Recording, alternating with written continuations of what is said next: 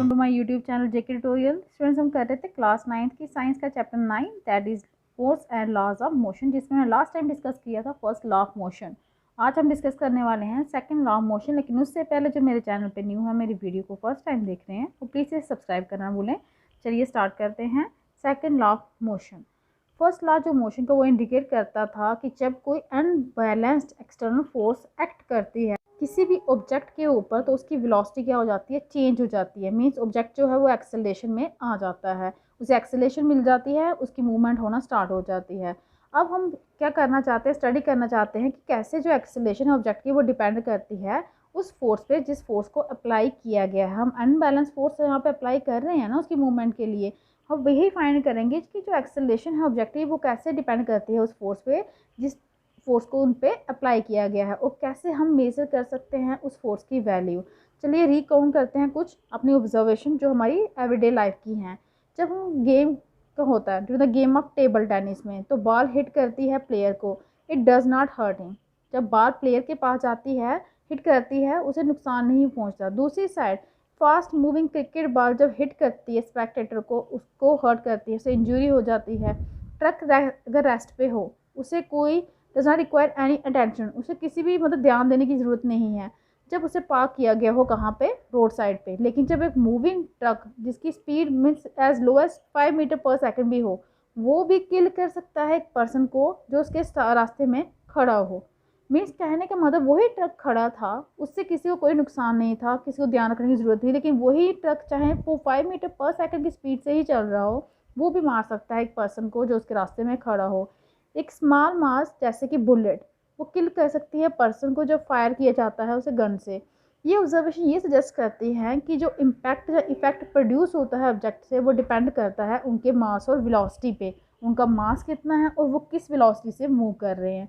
Similarly if an object is to be accelerated, कोई object जो है अगर वो एक्सेलेटेड है मीन्स वो मोशन में है, तो हम जानते हैं कि जो ग्रेटर द बहुत ज़्यादा फोर्स जो है वो रिक्वायर चाहिए क्या करने के लिए, ग्रेट वेलोसिटी के लिए।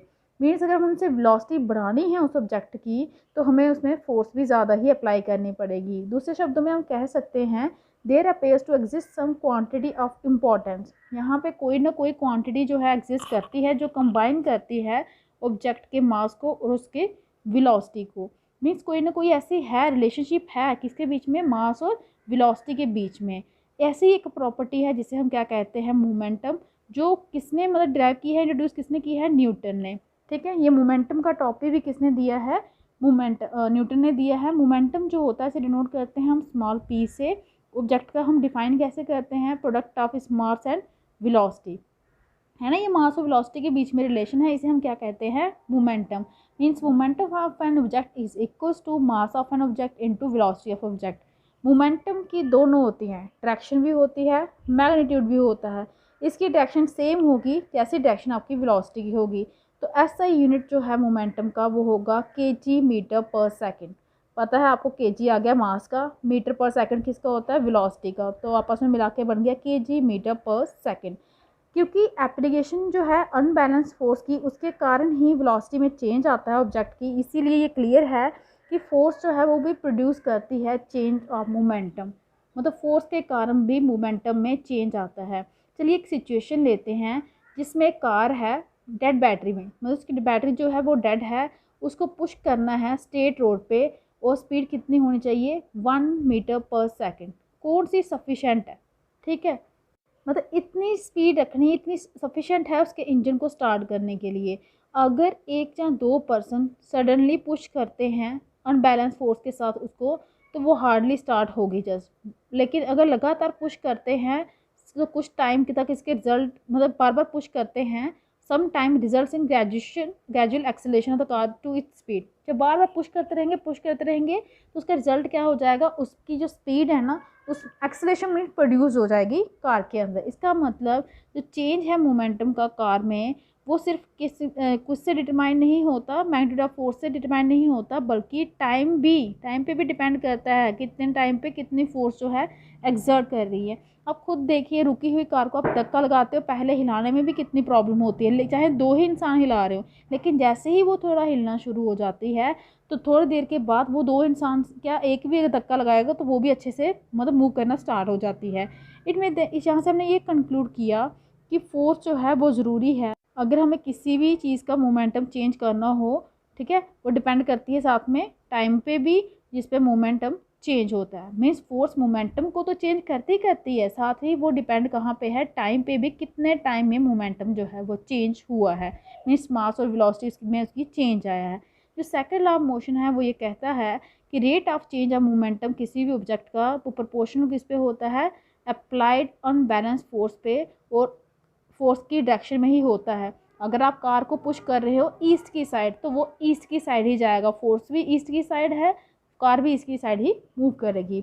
अब मैथमेटिकल फॉर्मुलेशन क्या है सेकंड लॉ ऑफ मोशन की, मीन्स आप बोल सकते हैं सेकंड लॉ ऑफ मोशन की इक्वेशन कैसे हम फाइंड करेंगे। सपोज कीजिए एक ऑब्जेक्ट है, ठीक है, एम मास है उसका, वो मूव कर रहा है एक स्ट्रेट लाइन पे, उसकी इनिशियल वेलोसिटी है यू, और ये यूनिफॉर्मली एक्सेलरेटेड है वेलोसिटी वी में, टाइम टी में, और एप्लीकेशन जो है फोर्स जो है कांस्टेंट फोर्स एक्सपेक्ट कर रही है एफ, टाइम में टी, ठीक है। इनिशियल फाइनल मोमेंटम है जो ऑब्जेक्ट का वो हमने ले लिया P1 और P2। इनिशियल मोमेंटम है मास इनटू वेलोसिटी ही आना, लेकिन इनिशियल वेलोसिटी आएगा। ये फाइनल मोमेंटम है तो यहाँ पे मास तो सेम ही रहेगा ऑब्जेक्ट का, लेकिन वेलोसिटी जो है v आएगी, फाइनल वेलोसिटी। तो चेंज इन मोमेंटम किसके इक्वल होगा, P2 माइनस P1, क्योंकि यही कहते हैं हम, जो न्यू दूसरा मोमेंटम हो उसमें पहले वाले मोमेंटम को क्या करना है, सब्ट्रैक्ट करना है। दोनों की वैल्यू पुट कीजिए, M V minus M U, M यहाँ से कॉमन निकालिए, ये आपका आ गया v माइनस यू, ये आपका आया चेंज इन मोमेंटम। फिर हम निकाल लेंगे rate of change of momentum, कितने टाइम में मोमेंटम चेंज हुआ, तो डिवाइड बाय टाइम कर दीजिए। अब फोर्स जो है वो डायरेक्टली इन पे डिपेंड है, इन्वर्सली टाइम पे डिपेंड है, और m into V minus U पे डायरेक्टली डिपेंड है। यहाँ से देखिए प्रोपोर्शनलिटी का साइन जो हटा दिया और इक्वल लगा दिया, और k कांस्टेंट आ गया आपका। अब यहाँ पे है k, m और a। अब आप बता सकते हैं m a कहाँ से आया, ये वाला, ये आपकी एक्सेलरेशन है। एक्सेलरेशन आपको पता है, rate of change of velocity v minus you upon T, ये आपकी एक्सेलरेशन है, जिसमें एक्सेलरेशन कब आती है, किसके इक्वल होती है, rate of change of velocity के इक्वल होती है। और जो क्वांटिटी k है वो कांस्टेंट है प्रोपोर्शनलिटी का, और जो SI यूनिट है मास और एक्सेलरेशन का वो है kg और metre per second square respectively. Unit force के जो हैं वो चूज़ कर सकते हैं, क्योंकि वैल्यू जो है कांस्टेंट है। के ही एक ऐसा है जिसका मीन्स यूनिट नहीं होगा, यहाँ पे के आपका कांस्टेंट है, तो यूनिट जो फोर्स के हैं उसी तरीके से चूज़ करने हैं जिस तरह से के होंगे। अब 1 यूनिट अगर फोर्स का हो तो उसे हम कैसे डिफाइन करते हैं, कितना अमाउंट प्रोड्यूस होता है जब acceleration 1 metre per second square हो किसी ऑब्जेक्ट की जिसका मास कितना हो 1 kg।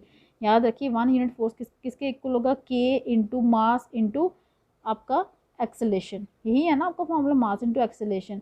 वैल्यू है यहाँ से के की 1 होगी। अब हमने देखा ये भी 1 है, ये भी 1 है, ये भी 1 है, तो के किसके इक्वल आ गया आपका 1। ये आपका आ गया force equals to mass into acceleration. जो यूनिट हैं फोर्स के वो होते हैं kg metre per second square. kg तो ये आ गया मास का, एक आपका आ गया मीटर पर सेकंड स्क्वायर, जिसको आप न्यूटन भी बोलते हैं, और न्यूटन की सिंबल क्या होती है, कैपिटल N। जो सेकंड लॉ है वो हमें एक मेथड देता है कि कैसे हम मेज़र कर सकते हैं फोर्स जो एक्ट कर रही है कि ऑब्जेक्ट पे, किसका रिजल्ट होता है वो मास और एक्सेलरेशन का। अगर आपके पास मास और एक्सेलरेशन है तो इन दोनों का प्रोडक्ट करोगे तो आपकी फोर्स की वैल्यू आ जाएगी। सेकंड लॉ ऑफ मोशन जो है वो ज़्यादातर देखा जाता है हमारी एवरीडे लाइफ के एक्शन में भी। आपने नोटिस किया होगा जब आप कैच करते हैं फास्ट मूविंग क्रिकेट बॉल को, तो जो फील्डर होता है ग्राउंड में ग्रेजुअली पुल करता है अपने हैंड्स बैकवर्ड, ठीक है। जब भी मूविंग बॉल की साइड आती है तो अपने हाथ वो पीछे करता है फिर कैच लेता है। देखा होगा क्रिकेट में भी देखा होगा, जब वो कैच लेने के लिए आते हैं अपने हाथ वो पीछे करते हैं, आगे करके नहीं पकड़ते, वैसे तो खींच रहे हैं। तो ऐसा करने से फील्डर क्या करता है, इंक्रीज कर देता है टाइम को, टाइम बढ़ जाता है, ठीक है। और वेलोसिटी क्या हो जाती है, हाई वेलोसिटी जो होती है मूविंग उसकी बॉल की वो कम हो जाती है, क्योंकि बहुत हाई वेलोसिटी से आ रही थी ना बॉल, और जब वो गिरने वाली होती है नीचे तो और टाइम उसके पास बढ़ गया, क्योंकि उसने अपने हाथ दूर कर दिए फील्डर ने, तो उस टाइम पे वेलोसिटी कम होती होती 0 तक हो जाती है। और जो एक्सेलेरेशन है बॉल की वो भी कम हो जाती है। इसलिए जो इफेक्ट है, जो इम्पैक्ट है कैचिंग का फास्ट मूविंग बॉल का, वो भी कम हो जाती है। इसलिए वो हर्ट नहीं होता, उससे कोई इंजरी नहीं होती। अगर बॉल को स्टॉप करोगे सडनली हाई वेलोसिटी पे ही, तो उसकी भी तो हाई वेलोसिटी डिक्रीज करनी है, जीरो एकदम से हो जाएगी। जब आप कैच कर लोगे इसकी जितनी ज़्यादा वेलोसिटी थी वो एकदम से जीरो हो जाएगी, क्योंकि वो रेस्ट में आ जाएगी बॉल, तो वो बहुत कम इंटरवल टाइम में होगी। तो rate of change of momentum जो है बॉल का इस टाइम पे बहुत ज़्यादा हो गया, क्योंकि यहाँ पे वेलोसिटी भी ज़्यादा है। वेलोसिटी एकदम से ज़ीरो पे आई है ना, लेकिन हाई तो थी। इसीलिए लार्ज फोर्स जो है वो अप्लाइड की जाती है होल्ड करने के लिए, ताकि जो कैच है that may hurt the palm of the fielder. अगर वो एकदम से सडनली उसे कैच करेगा ना, तो उसके जो हथेली है उसे भी चोट लग सकती है। आपने खुद देखा होगा, अगर आप किसी फास्ट बॉल को जल्दी से पकड़ते हो ना, तो आपको हर्ट होगा आपकी पाम में। जैसे हाई जंप होता है एथलेटिक इवेंट में, एथलीट क्या करते हैं, आर मेड टू फॉल, गिरना चाहते हैं। कहाँ कशन बेड पे गिरते हैं या सैंड बेड पे गिरते हैं, देखा होगा आपने, ओलंपिक गेम्स में भी देखा होगा। ये इसलिए कि इंक्रीज़ करना होता है टाइम एथलीट के गिरने का, ताकि जब वो रुके, जब मतलब धीरे धीरे उनकी जो वेलोसिटी है वो धीरे धीरे डिक्रीज़ हो। ये डिक्रीज़ कर देती है rate of change of momentum, और इसीलिए फोर्स भी जो होती है वो कम हो जाती है। कोशिश कीजिए, कैसे जैसे आपने देखा होगा कराटे प्लेयर वो ब्रेक करते हैं स्लैब आइस के एक सिंगल ब्लो के साथ ही, एकदम से कर देते हैं। वो कैसे होती है देखा होगा आपने, वो कैसे ब्रेक कर देते हैं आइस को, जहाँ आपकी ब्रिक्स को, वो भी एक सिंगल ब्लो के साथ।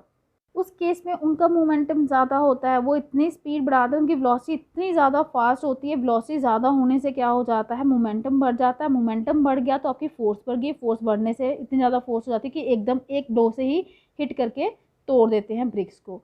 जो फर्स्ट लॉ ऑफ मोशन का वो मैथमेटिकली कैसे स्टेट किया गया, मतलब उसको बोल सकते हैं, मैथमेटिक ड्राइव कर सकते हैं सेकंड लॉ ऑफ मोशन से। जैसे आपको पता है first law second law of motion आपका क्या है अभी, force equals to mass into acceleration. Force depend करती है मास ऑफ ऑब्जेक्ट और एक्सेलरेशन पे। तो फोर्स किसके इक्वल थी, एक्सेलरेशन की वैल्यू डालिए v minus you upon A T, ठीक है। अब ये आ गया t, यहाँ पर इस साइड मल्टीप्लाई कर दिया, और ये आपका आ गया M V minus M U, M को अंदर मल्टीप्लाई करती है। जब फोर्स जीरो होगी, फोर्स कोई नहीं होगी, इनिशियल वेलोसिटी और फाइनल वेलोसिटी जो होगी उस टाइम पे सेम होगी, टाइम टी होगा। इसका मतलब ऑब्जेक्ट जो है कंटिन्यूसली मूव करते रहेगा यूनिफॉर्म वेलोसिटी के साथ, क्योंकि कोई फोर्स ही नहीं है जो उसको रोकेगी, ठीक है। अगर u जीरो हो जाए, इनिशियल वेलोसिटी जीरो हो जाए, तो जो फाइनल वेलोसिटी है वो भी जीरो होगी, क्योंकि इनिशियल वेलोसिटी तभी जीरो होती है जब ऑब्जेक्ट क्या होगा, रेस्ट पे हो। तो रेस्ट पे है, उसकी मूवमेंट ही नहीं होगी, तो उसकी फाइनल वेलोसिटी कहाँ से आएगी, ठीक है। इसका मतलब ऑब्जेक्ट जो होगा वो रेस्ट पे ही रहेगा।